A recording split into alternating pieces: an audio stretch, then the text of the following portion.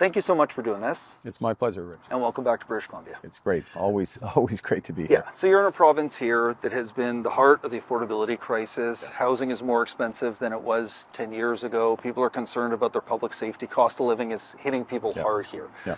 How are you going to be different than the Liberal governments that made life more challenging for people in this province? Look, I think we're going to be hugely different. I'm laser focused on the economy. I think that's part of the reason we're in, for example, the housing situation, not enough focus on getting results, getting things done. So where we're looking to change things on housing is massive step change. We want to double the rate of home building to 500,000 homes a year in this country for the course of the next decade. And how we're going to do that, we're going to use BC technology. Last time we saw each other, I was out visiting, amongst other things, UBC and modular home, prefabricated home leaders that are being developed here. We're going to use mass timber. We're going to use great skilled trades and BC labor. Of course, we're going to use labor across the country, but we're going to have a step change because we're going to get the federal government to drive deeply affordable home building. We're going to help catalyze that industry, kickstart that industry. So that's one way we're going to be different. I think the second way we're going to be different is if you look at crime, you look at the focus. Now, admittedly, some of this started at the tail end of the last government, but I've accelerated it. So, thousands more border guards, committed to another 1,000 RCMP officers, surveillance, attacking the issue. First and foremost, we have responsibilities obviously on our frontiers, so attacking incoming and outgoing. So we're getting from both sides. Then much more cooperation with local law enforcement. Tougher penalties for criminal activity with guns, any aspect of guns, making the gun buyback more effective, but also going to the source, right? One of the big things we announced just in the last couple of days is an approach on mental health, because let's face it, mental health, addiction issues, which look, they're tough across the country. They're particularly difficult here in British Columbia, on the island where I just was, in Edmonton, my hometown where I grew up, and we need a strategy. We need to be part of that strategy. It needs to be big and bold and go right to the root causes. We'll get to that issue in a minute, but I first want to talk about housing. You mentioned housing. People in this province are skeptical about politicians who say they can fix housing. Life is more expensive now than it was when your Liberal government took over. So how is your plan different? No, just to be clear, let's be clear. We can get to those issues. But I've been Prime Minister for 1 month. Yes. I've been Prime Minister for 1 month. But let's talk then about that. You're running with a team that's the same as Justin Trudeau's. You have some staff who are the same as Justin Trudeau's. So how are you going to be different when you run under that Liberal banner? Well, the first thing, we are fundamentally different people. We share the same values, but we have a different approach to achieving those values. As I said a moment ago, I've got a laser focus on the economy. I've had long experience both in building things and managing crises, and really having a results focus. I look at, I'm a pragmatist. How do we make things effective? So let's go back to housing. There's been a housing issue in this province, and then it's spread across the country. There's been a housing issue that's deepened and deepened over the course of the last decade. I remember we all know that. I won't go into the facts. There's a couple of things that we can do. One is to give help for younger buyers right away. So that's why we're getting rid of GST on homes up to $1.5 million. But we have to change supply. And the only way we're going to change supply, there's two ways we're going to change supply. One is fixing how the actual housing market works. We've committed to cut development charges in half. People at home may or may not know what that means, but effectively it's about $50,000 off the cost of a new home, first thing. So we've committed to cut those in half. We'll put the money up. We're going to work with the province. We've got a good working relationship with the province here. We'll get that done. The second thing is to just change the scale of new home building. And we know that in order to do that, we've got to change root and branch how we're building homes here, the speed with which we're building, the cost of those homes, and the cost of running those homes. So let me just give you some facts in terms of it. And this is, again, it's building off of what works in BC. 20% cheaper homes, 25% cheaper to run, 20% lower carbon footprint, much faster to build, building with BC lumber, building with BC skills, and building with BC technology. And you mentioned skills. Who builds it? Great question. We have an issue here. There aren't enough people to build it. So there's many reasons why I want to talk to you, but one of the reasons is to get across a bigger message, which is we are going to build this country. We're going to build housing. We're going to build clean energy. We're going to build new infrastructure for reliable trading partners and beyond.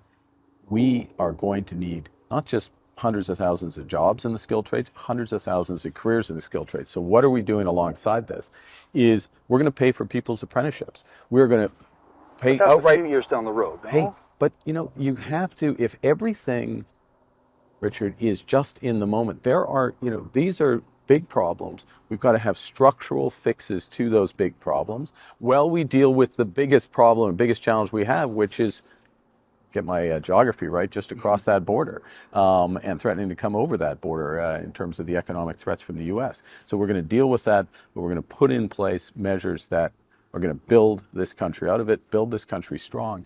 That's what's going to create the careers and the jobs. Short term, what are we going to do short term? We're going to have a tax cut that is 4 times the size of the Conservative tax cut. The Conservatives talked big about a tax cut. The Bring It Home tax cut, it's never home. It doesn't show up until after Trump leaves the White House, or at least scheduled to leave the White House. You talk about the issues, but there are voters out there listening to you who may have never voted Liberal before. They likely in this province voted New Democrat before and are weighing these choices. What do you say to people who, for their entire lives, have not been comfortable with the idea of voting for a Liberal? Why should they vote for your party this time around? Well, first, this is the most important election of our lifetimes. I safely can say that in terms of all those people who made different choices over the past. We have this fundamental challenge from the Americans. We've got to face up to Trump. We've got to win this trade war. We've got to negotiate the best deal, and we have to build. I've got the experience of managing crisis. I have the experience of building economies. I'm not a traditional politician. I'm not a career politician. I'm coming in with a practical focus. I'm bringing a new team. We've got a great slate of new candidates here across British Columbia. And we can build this country and have that trust. But the other thing I'd say, Richard, is we've got many of those same values. So you referenced one political party, long tradition of New Democrats here. This is a government, my government, that is committed to dental care, right? We just expanded it for another 5 million households. We are committed to $10 a day childcare. We're just signing deals out to 2031 and beyond. We're committed to that. We're committed to pharmacare. We're committed to the health service. We're committed to addressing the environment. The Conservatives just cut this proposed cutting every single environmental program. We're committed to results. Yeah. And that's what you're getting is a combination of me, who can stand up to Trump and negotiate with Trump, but also those values, those core values of British Columbia that we will not just protect, but reinforce. And last one on this issue, Jagmeet Singh is telling voters in this province 2 things. Mark Carney's on the verge of a supermajority. We need to keep him in check, and that he's going to cut health care. What do you say to those things that Jagmeet Singh is telling British Columbia voters? Well, it's absolutely wrong. You tried to say the same thing during the debates. We're investing in healthcare. We just announced a series of measures to invest in healthcare. Keep you in check? Look, who we need to keep in check? It's Donald Trump.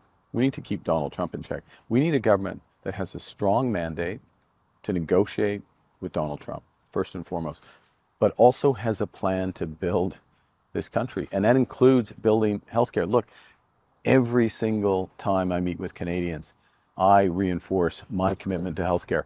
Healthcare is a right. Free, accessible healthcare is a right. Public healthcare.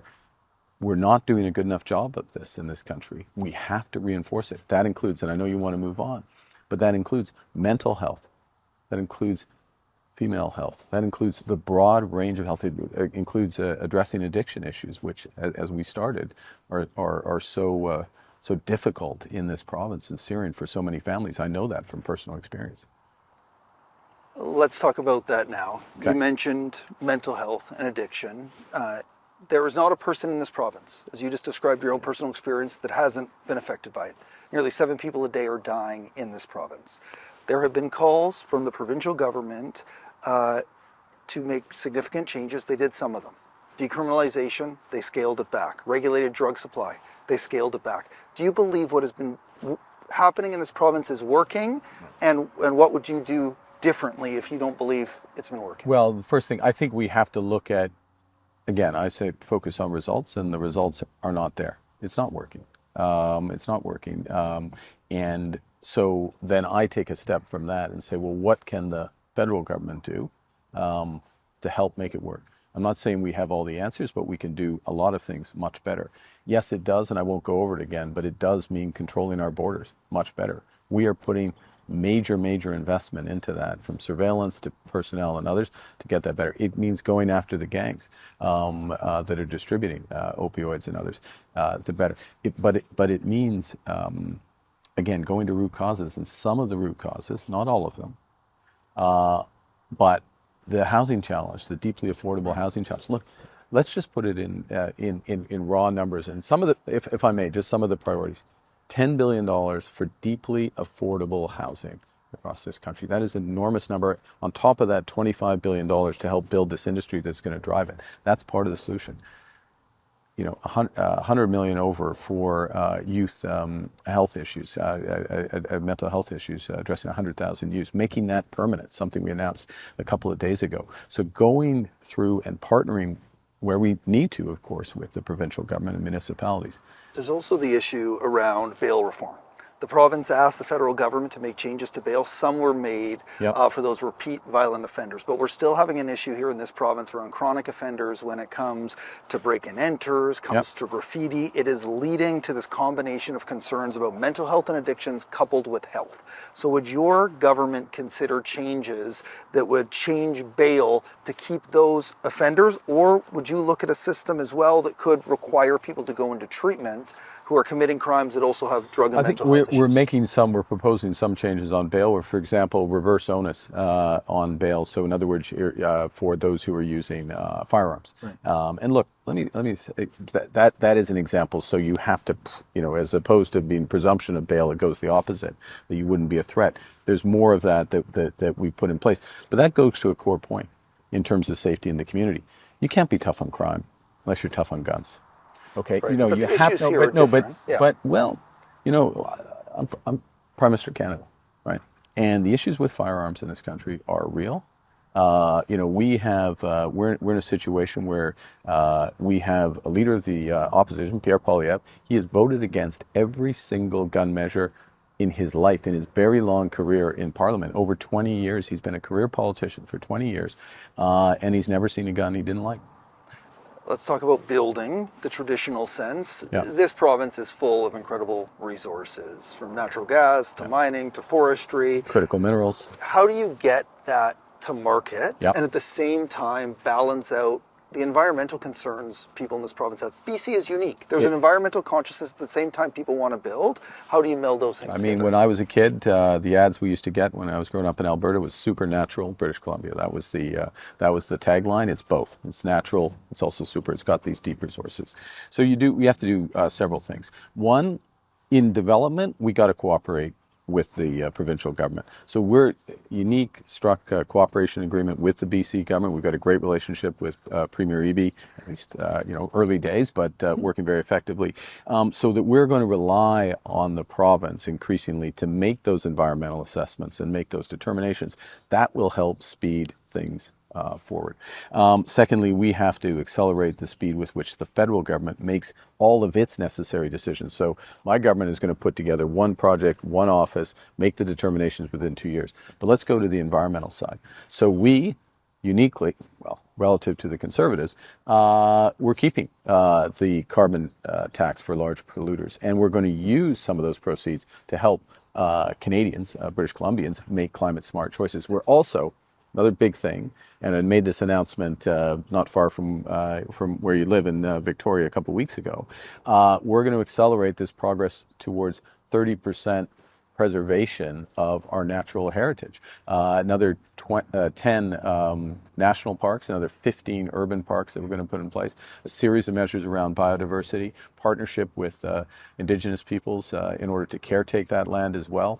So we're making huge investments there. And again, we're the only government, I think, if I take critical minerals, we're the only party, we want to be the government again, but we're the only party that has a fully fledged critical mineral strategy, which is central to our ability to build out clean power in this country and around the world. And last point, if I'm sorry to keep bringing it back, but I've held myself back on bringing it back to the crisis that is going on as Trump attacks us, is one of the things we need to do as a country is to diversify with reliable trading partners. And one of our big cards in that is critical minerals from here in BC. And you've obviously made that argument. You are not Justin Trudeau, but there are concerns out there from the public saying the previous government was resistant around pipelines, around resource extraction.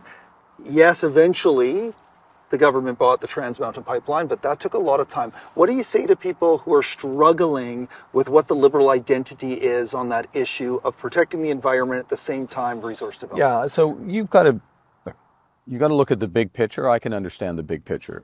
There is an energy transition underway, and what does that actually mean? It means that to be competitive, to be good for the environment, we need to build clean energy of all forms, from wind to solar, small modular reactors, hydrogen-based economy, direct air capture. A lot of these technologies resident here and being developed here in BC. By the way, we've got to have building stock, something Gregor Robertson, who's joined the team, knows well about clean buildings and our housing strategy. Okay. But at the same time, we in Canada and much of the world is for a period of time going to use conventional oil and gas. Well, if the world's going to use oil and gas, if we're going to use oil and gas here in Canada, let's use ours. But let's make sure that our oil and gas is produced in a way that's most environmentally friendly. Right now, we have a pretty big carbon footprint, for example, from where I'm from the oil sands. There is a way to get that carbon footprint down. One of our priorities is going to be to do that. That's a huge advantage for Alberta, for Canada, for the global environment. It's going to put us in a good position. So we have a very deliberate strategy.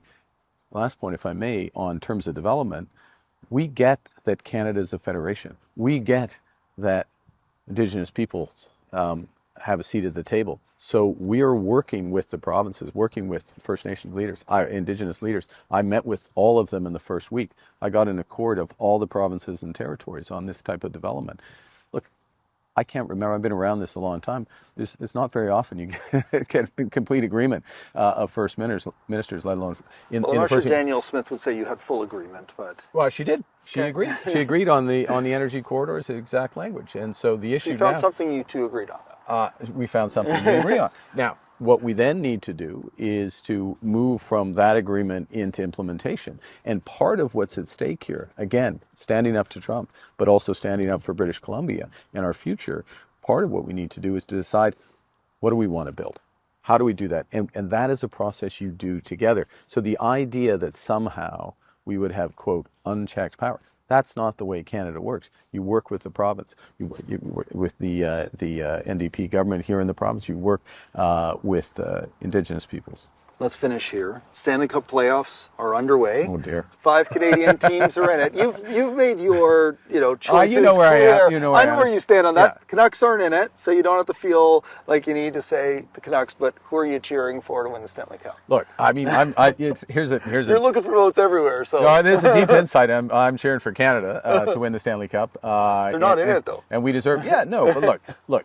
You got to be loyal. I think I'm an Oilers fan. I'm cheering for the Oil, but look, the Oil versus one of our Eastern teams. You know what's going to be tough? Edmonton Jets. One of the things I learned in hockey, though, and it's the same in politics, right? It's each shift. You never look too far ahead in terms of, and certainly in this election, we're working to earn every vote, and I'm looking forward to tonight's game and and the rest of the series. Perfect. Thank you All so right. much for Thank doing you this. so Good much, luck along the Richard. way.